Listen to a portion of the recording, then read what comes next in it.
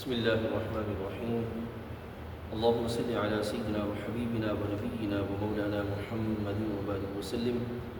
معزز ناظرین، عقیدہ توحید کے باب میں آج انشاءاللہ عزیز ہم اللہ تعالیٰ جل وعلا کی ایک شان جو قرآن مجید میں بیان کی گئی اس کی تھوڑی سی وضاحت آپ کے سامنے رکھیں گے۔ اللہ تعالیٰ خود اپنے بارے میں ارشاد فرماتا ہے ان اللہ علی کل شیء قدیر، اللہ تعالیٰ ہر چیز پہ قادر ہے۔ اب یہاں یہ بات قابل غور ہے کہ بعض ذہنوں میں یہ مغالطہ آیا اور وہ اس غلط فہمی کی طرف چلے گئے اور یہ شدید ان کے اندر غلطی پائی گئی کہ جب اللہ تعالیٰ ہر چیز پہ قادر ہے نعوذ باللہ، تو پھر جو معاملات بندوں کے لیے عیب ہیں وہ پھر اللہ تعالیٰ جل وعلا کے لیے بھی پائے گئے۔ یہاں یہ بات یاد رکھیے گا، مثلا جھوٹ بولنے کا معاملہ، تو یہاں یہ بات یاد رکھیے گا اللہ تعالیٰ جل وعلا کا ہر چیز پہ قادر ہونے سے مراد یہ ہے کہ اللہ تعالیٰ جل وعلا اپنی ذات اقدس کے اعتبار سے اسی چیز کا ارادہ فرماتا ہے جو جس چیز کو اللہ تعالیٰ پسند فرماتا ہے، اور چونکہ اللہ تعالیٰ جل وعلا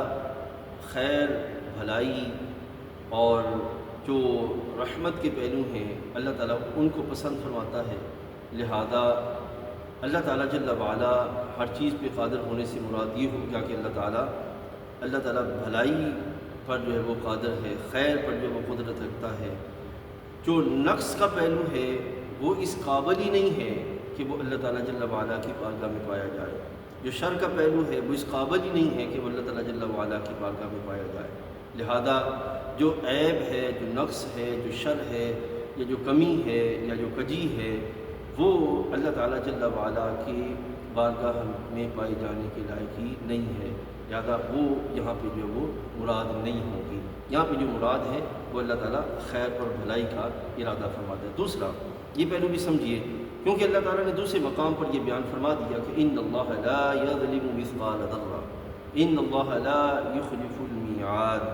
تو جتنے بھی وہ اعمال ہیں جن میں ظلم ہے، جس میں زیادتی ہے، جس میں نقص ہے، رب تعالیٰ جل وعلا ان اشیاء کا، ان اعمال کا، ان افعال کا، ان کیفیات کا ارادہ نہیں فرماتا۔ اللہ تعالیٰ جل وعلا ہمیشہ خیر کا، بھلائی کا ارادہ فرماتا ہے۔ یہ اللہ تعالیٰ ہر چیز پر جو ہے وہ اس سے قادر ہے، یہ مراد ہے۔ اللہ تعالیٰ جل وعلا جو صحیح بیان ہوا وہ سمجھنے کی توفیق عطا فرمائے۔